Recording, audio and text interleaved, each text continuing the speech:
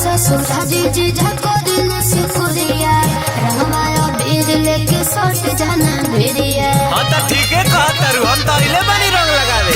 अरे पहिलो ससुरा जी झको दिन सुखुरिया रंगमाया बीर लेके सट जाना भिरिया।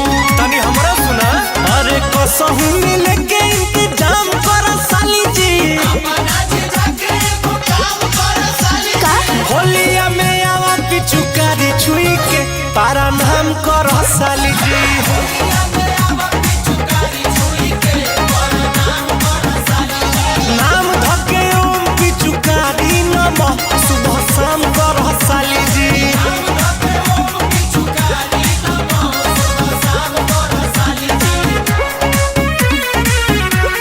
ना मनबू अरे सुनो धर धर धर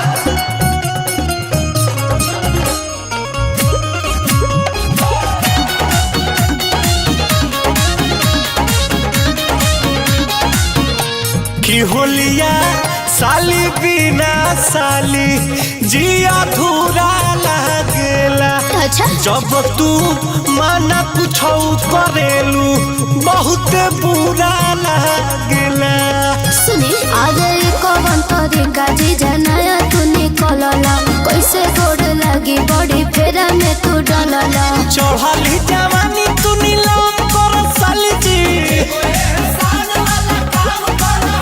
अरे होलिया में आवा पिचुकारी छुई के पारा नाम कर साली जी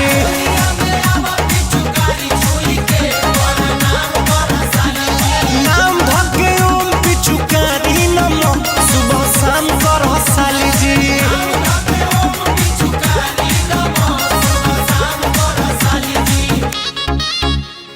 होली है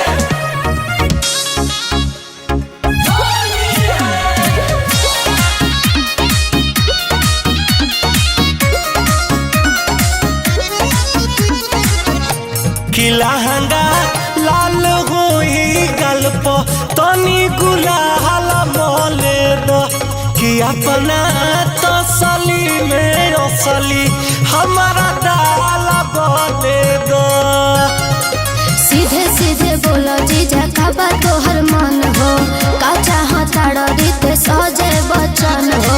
गोरे गोरे गाल हमरे नाम कर साली जी होलिया में आवा पिचुकारी छुई के तारा नाम कर साली जी